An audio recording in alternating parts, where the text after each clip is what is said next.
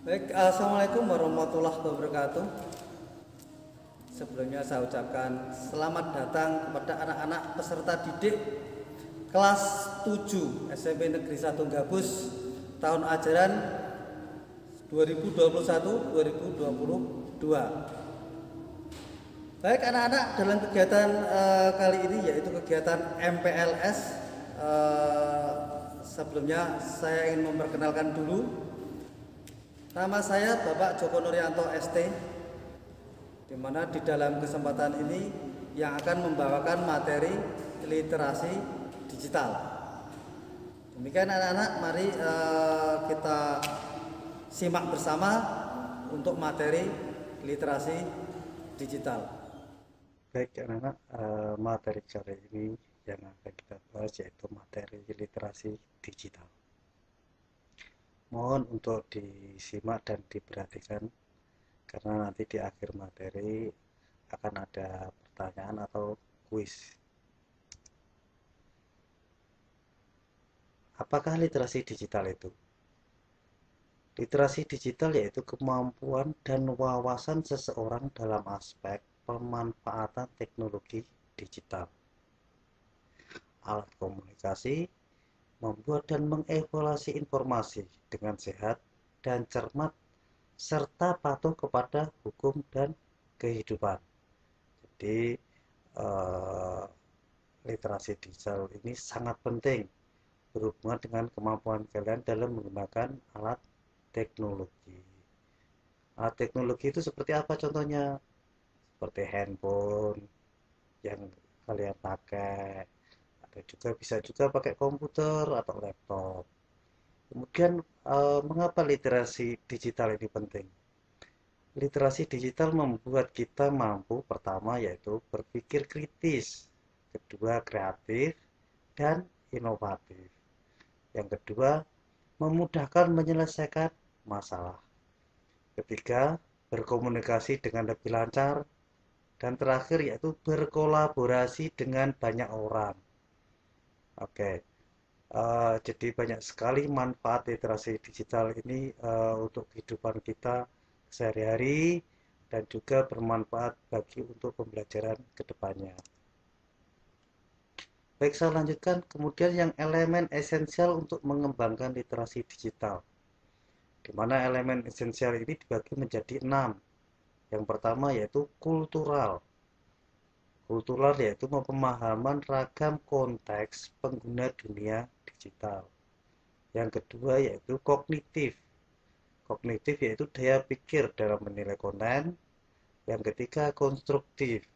Konstruktif itu reka cipta, sesuatu yang ahli dan aktual.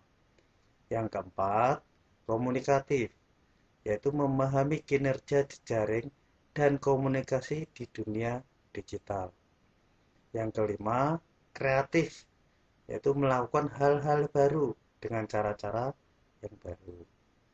Keenam, kritis dalam menyikapi konten dan bertanggung jawab secara sosial. Oke, saya ulang, elemen esensial untuk mengembangkan literasi digital itu ada 6, ya. Tolong dihafalkan. Yang pertama itu kultural, kedua kognitif, ketiga konstruktif, keempat komunikatif, kelima kreatif, dan keenam kritis. Baik, selanjutnya, apakah manfaat literasi digital itu? Oke, bisa dilihat gambar di samping bahwa contoh literasi digital, alat literasi digital itu ada komputer jinjing atau laptop, ada gawai atau smartphone, ada komputer PC, ada televisi, radio, telepon, banyak sekali.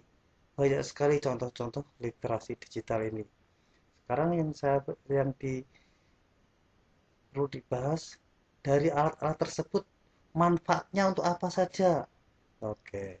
Manfaat yang pertama, informasi bisa didapatkan di mana saja. Kedua, kapan saja. Dan ketiga, oleh siapa saja. Kemudian yang kedua, komunikasi jadi lebih mudah, lebih cepat, dan lebih murah.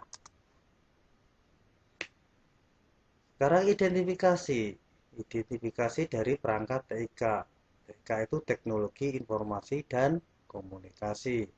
Di mana perangkat teknologi informasi dan komunikasi terdiri dari tiga, yaitu pertama hardware atau biasa disebut dengan kata perangkat keras.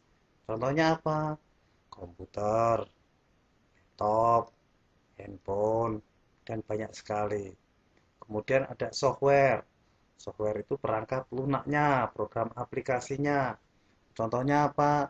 Ada kata Microsoft Office. Microsoft Office itu program pengolah, ada program pengolah kata, atau biasa disebut dengan Microsoft Word. Kemudian ada program pengolah angka yang biasa disebut dengan Microsoft Excel. Ada juga Microsoft PowerPoint, eh, program untuk membuat presentasi. Apakah hanya itu? Tidak.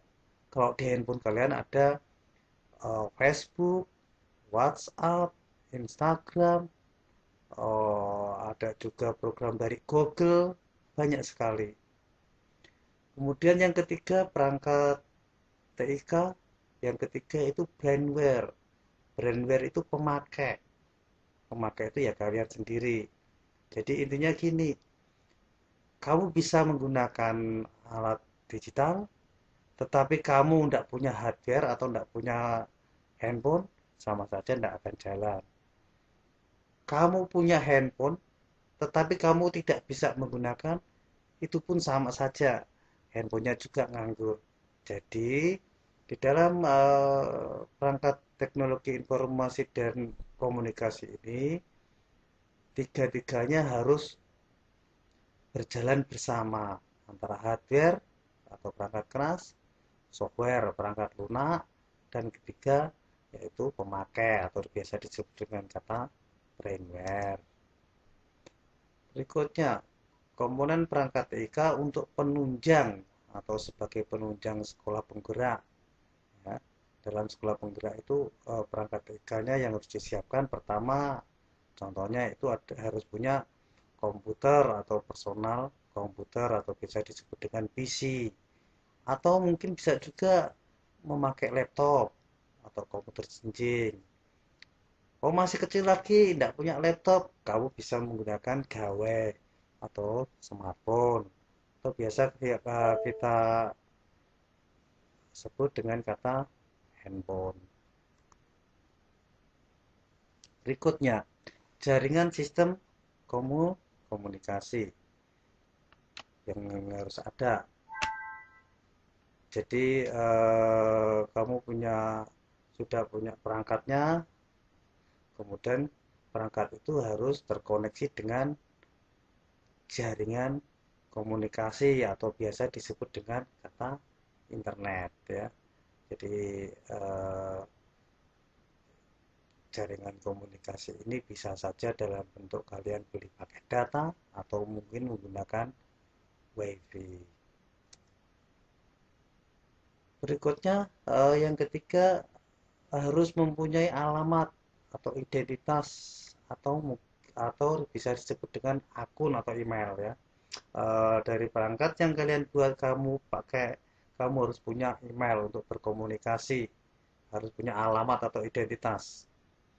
Oke, yang keempat, contoh aplikasi yang dapat digunakan, aplikasi yang digunakan untuk sekolah penggerak itu yang pertama itu harus ada, kamu bisa menggunakan browser. Browser itu misalnya gambar itu apa namanya? Google Chrome. Terus yang kedua huruf E apa namanya? Iya, betul, Internet Explorer. Fungsinya apa Internet Explorer sama Google Chrome? Sama, untuk mencari informasi. Yang ketiga yang warna merah, ya. Oh iya, itu logo YouTube. Oh, pembelajaran bisa juga menggunakan konten YouTube. Berikutnya yang warna biru ada tulisan Zoom. Zoom itu apa? Oh iya, Zoom itu untuk telewicara atau berkomunikasi secara live, secara langsung. Itu Zoom. Warna hijau biasa kita pakai namanya apa? WhatsApp. Oke, yang terakhir ada kata rumah belajar. Jadi mungkin kalian belum menggunakan atau memanfaatkan aplikasi rumah belajar.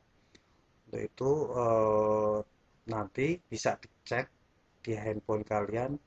Kamu tulis dengan menggunakan Google Chrome ya, dicari atau searching. Kamu tulis rumahbelajar.id. Di situ nanti banyak sekali materi yang bisa dipelajari. Ya, ini sangat membantu dalam pembelajaran kedepannya. Ya, yang bawah warna putih itu namanya apa? E, e-learning. Ya, e-learning itu pembelajaran jarak jauh. Uh, Nanti sekolah kita SMP Negeri 1 Gabus dalam pembelajaran daring juga menggunakan e-learning. Di samping itu juga ada beberapa mungkin nanti kita juga menggunakan namanya Google Classroom. Oke, berikutnya implementasi perangkat TIK. Di dalam implementasi perangkat TIK itu yang pertama yang kita bahas yaitu untuk platform yang dapat digunakan dalam pelaksanaan pembelajaran daring dengan menggunakan perangkat TIK. Di antaranya yaitu pertama, seperti yang kita bahas di atas, bisa menggunakan Google Classroom. Kedua, e-learning. Ketiga, Google Meet atau Zoom Meeting. Keempat, rumah belajar. Kelima, Google Suite for Education. Keenam, beragam aplikasi komunikasi, bisa saja WhatsApp, YouTube, Facebook, dan lain-lain. Pengenalan platform teknologi sekolah penggerak. Platform sumber daya sekolah atau biasa disebut dengan SDS adalah sistem informasi elektronik yang berfokus untuk memfasilitasi proses pengelolaan sumber daya sekolah agar lebih efisien dan akuntabel. Yang kedua, platform, profil, dan rapor pendidikan, yaitu aplikasi berbasis web untuk memberikan wawasan yang komprehensif dan rinci untuk sekolah dan daerah tentang kualitas pendidikan. Yang terakhir yaitu platform guru, yaitu aplikasi berbasis Android yang disediakan untuk mendukung para guru dalam melakukan proses mengajar dan mengembangkan kompetensi atau karyanya dalam program sekolah penggerak. Jadi nanti semua pembelajaran, semua pendidikan akan berbasis pada teknologi, termasuk rapot kalian. Rapot sekarang sudah pakai namanya e-rapot. Nah, lanjut. Berikutnya, platform teknologi sekolah penggerak. Di mana dalam platform teknologi sekolah penggerak ada yang dinamakan platform guru. Platform guru ini menentukan pertama yaitu platform asesmen. Asesmen itu penilaian, di mana dalam penilaian itu tersebut guru akan menentukan asesmen yang paling relevan. Ya, asesmen itu penilaian. Kemudian mendistribusikan ke para murid, baik secara daring maupun luring.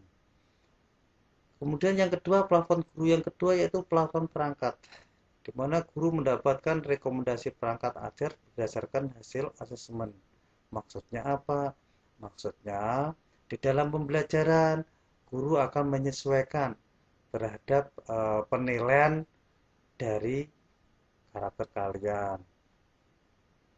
Yang ketiga yaitu platform guru karier, di mana di dalam platform guru karier ini guru akan memberikan pembelajaran baik menggunakan video berupa observasi kelas atau mengunggah video, kemudian juga menggunakan kata umpan balik, yaitu memberikan atau mendapatkan umpan balik, namanya tanya jawab, bisa juga menggunakan Zoom Meeting atau Google Meet. Baik, terima kasih.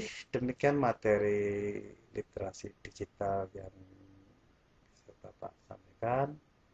Terima kasih sekali lagi, terima kasih anak-anak yang hebat semua masih memperhatikan dan menyimak materi literasi digital.